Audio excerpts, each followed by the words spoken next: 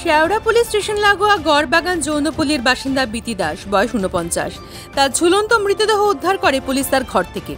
পল্লীর বাসিন্দারা সকালে সারা শব্দ না পেয়ে পুলিশে খবর দেন।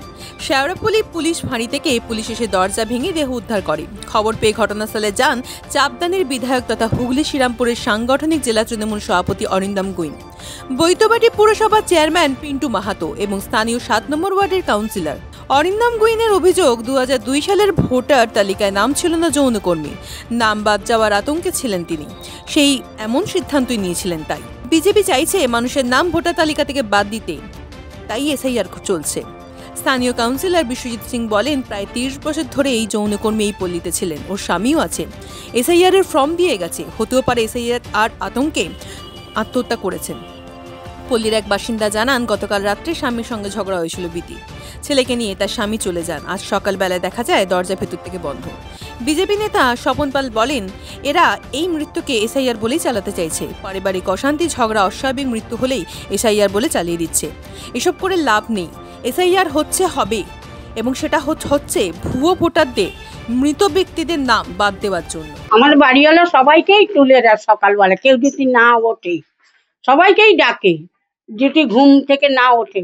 আর ওই মেয়েটাকেও ডাকছে, সবাই উঠে গেছে বাড়ি, কিন্তু ওই মেয়েটা ওঠেনি। ওকে দরজা পিটেই যাচ্ছে।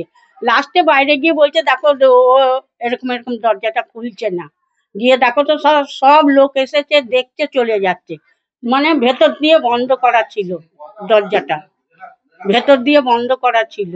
তারপর তো হাল্লা চিল্লা হলো, তবে পুলিশকে বলা হলো, পুলিশ এলেন, ডোমেরা এলেন, লাশ নিয়ে চলে গেলেন। উনি কি একাই থাকতেন? না, ওনার একটা স্বামী আছে, একটা ছেলেও আছে। তার ছেলেটা স্বামীটা ঝগড়া করে কালকে চলে গেছে রাত্রির বেলা, তখন 11টা সাড়ে 11টা বাজে। তারপরে কি হয়েছে? তারপরে আমরা জানি না। উনি কি একাই ছিলেন? হ্যাঁ, একাই ছিলেন। স্বামীর নাম কি? নাম জানি না। বলছে যে ভোটার তালিকায় নাম ছিল না, এটা চিন্তায় ছিল। হ্যাঁ। কি বিষয়টা কি? ও পরশুদিন ঝগড়া করে নিয়ে চলে গেছিল। কালকে আবার ফোন করে নিয়ে আবার বললো যে আমার ভোটার কার্ড দিয়ে যাও, আধার কার্ড দিয়ে যাও। কেন? ওই ইয়ে করছে না এখন, ওইটা করার জন্য বলেছে আমাকে দিয়ে যাও। ওইটা দিয়ে গেছে কালকে এসে। কি নাম ছিল যিনি মারা গেছেন? ও বিতি। কতদিন আছেন এখানে? এখানে অনেকদিন থেকে ছিল। শেওড়াফুলিতে একটি যৌনকর্মী মারা গেছে, আর আমাদের চাপদানি বিধানসভার সম্মানীয় বিধায়ক অরিন্দম গুইন মহাশয় বলেছেন যে এসআইআর আতঙ্কে সুসাইড করে ফেলেছে উনি। জানি না উনি এত গভীরে কি করে জানতে পারেন সেই যৌনকর্মীর বিষয়, কিন্তু আমি যতটুকু জানি, আমার কাছে যতটুকু খবর এসছে, সেই যৌনকর্মী যার সাথে থাকে তার সাথে খুবই ঝামেলা হয়েছে কালকে, তারপরেই এই ঘটনাটা ঘটলো। আমি আপনার চ্যানেল মারফত বলতে চাই যে গোটা পশ্চিমবাংলায় যত শ্মশান ঘাট বা যত সরকারি হাসপাতাল আছে, সেখানে তৃণমূলের নেতারা ঘুরে বেড়াচ্ছে সুসাইড নোট নিয়ে। আর যখনও কেউ মারা যাচ্ছে, তারা সুসাইড নোট হাতে দিয়ে বলছে কি এসআইআর এর আতঙ্কে মারা গেছে। নির্লজ্জ সরকার, এরা এসআইআর নিয়ে ছেলে খেলা করছে, কিন্তু এসআইআর হবে আর 2026-এ তৃণমূল কংগ্রেসকে বিসর্জন দেবে পশ্চিমবাংলার মানুষরা। দুঃখজনক মর্মান্তিক ঘটনা যে বিতি দাস, যে শেওড়াফুলি রেড লাইট এরিয়া, গড়বাগান এরিয়ায় উনি থাকতেন। উনি একাই থাকতেন, ওনার স্বামী মারা গেছেন। তো উনি কদিন ধরেই উনি ভোটার লিস্টে 2002-এ নাম আছে কি উনি খুঁজছিলেন। 2002-এ ওনার নাম পাওয়া যাচ্ছিল না। তো আজকে ভোর রাত্রিরেই হয়তো হবে, জানি না কখন, কিন্তু উনি সুইসাইড করেছেন। এলাকার মানুষের বক্তব্য যে উনি এই এসআইআর নিয়ে খুব চিন্তা করছিলেন, যে ভোটার লিস্টে যেহেতু নাম নেই। এটা আমরা দেখতে পাচ্ছি, এই ধরনের ঘটনা আজকে শেওড়াফুলিতে যেমন বলেছে, পশ্চিমবাংলার বহু জায়গায় এই ধরনের ঘটনা ঘটছে। আর বিশেষ করে এই রেড লাইট এরিয়ায়, যেখানে মেয়েরা আছে, অনেক বয়স্ক মহিলারা আছেন, যে যাদের ভোটার লিস্টে 2002-এ নাম নেই, নাম পাওয়া যাচ্ছে না, তারা খুব আতঙ্কিত, তারা চিন্তিত। আমরা আশ্বস্ত করেছি যে আমরা আছি আপনাদের সাথে, আপনাদের পাশে। আমাদের নেত্রী, আমাদের নেতা, আমাদের নেত্রী মমতা বন্দ্যোপাধ্যায়, নেতা অভিষেক বন্দ্যোপাধ্যায় বারবার যিনি বলেছেন যে কোনো ভোটারের নাম বাদ যাবে না, গেলে আমরা আন্দোলনে যাব, আন্দোলন বৃহত্তর আন্দোলন হবে, দিল্লি পর্যন্ত আমরা যাব। তো আমরাও আজকে আশ্বস্ত করলাম যে আমরা আছি আপনাদের সাথে, আপনাদের চিন্তা নেই। আপনাদের যা সুবিধা অসুবিধা আমাদের সাথে যোগাযোগ রাখবেন আপনারা, আমরা সহযোগিতা করব। আর একটা ভোটারের নাম যদি এখান থেকে বাদ যায়, তাহলে তার জন্য আমাদের আন্দোলন তীব্র থেকে তীব্রতর হবে। আমি মহিলাদের কতদিন এখানে ছিলেন? উনি দীর্ঘদিন, আজকে ওনার বয়স প্রায় 49 বছর বয়স, উনি প্রায় এখানে আছে প্রায় 30-32 বছর উনি এখানে আছে। ওনার দেখুন প্রকৃত বাড়ি চন্দননগরের দিকে ওনার বাড়ি ছিল, কিন্তু বর্তমানে উনি এখানে প্রায় 25 বছর ধরে উনি এখানে আছেন।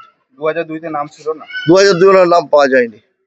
বিরোধীদের একটা চক্রান্ত করে মানে বিরোধীদের অপপ্রচার করে দেখুন বিরোধীদের অপপ্রচার, বিরোধীরা তো বিজেপি তো ধরুন মানে চাইছেই যে যাতে বাংলা থেকে ভোট কেটে যায়।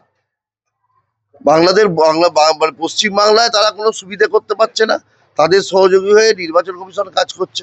এ থেকে তো পরিষ্কার আজকে বাংলার মানুষ আতঙ্কিত। আজকে এসআইআর প্রকৃত ঘটনা বলতে কি, কালকে তো একজন মানে ওনার নাম বিতি দাস, ওনার স্বামী পঞ্চা দাস, উনি এখানেই থাকতেন, ঠিক আছে, একজন যৌন কর্মী উনি।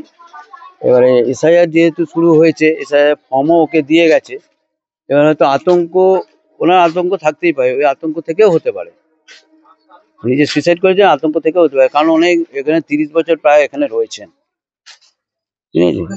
প্রকৃত বাড়ি কোথায় সেটাও আমরা জানি না, কিন্তু 30 বছর ধরে আমরা চিনি, দেখছি এখানে ভোট প্রত্যেকটা ভোটে কিন্তু ভোট দিয়ে গেছেন। কিন্তু হ্যাঁ, এটা ঠিক যে আতঙ্ক হয়েছে, এরপরে হতেও পারে যে আরো কিছু মানুষ হয়তো সুইসাইড করতে পারে। তাদের যদি বোঝাতে আমরা না পারি যে সবাই জমা করুক, যে যেভাবে ফর্ম আছে তাদের 2002-এ নাম থাকুক না থাকুক, তারা যেন অবশ্যই জমা করে।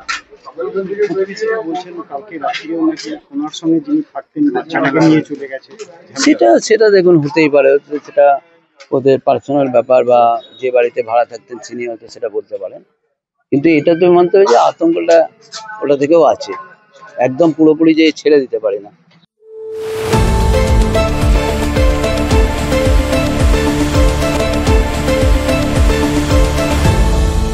আপনারা দেখছেন এই বেলা বাংলা, শিরোনামে সবার আগে।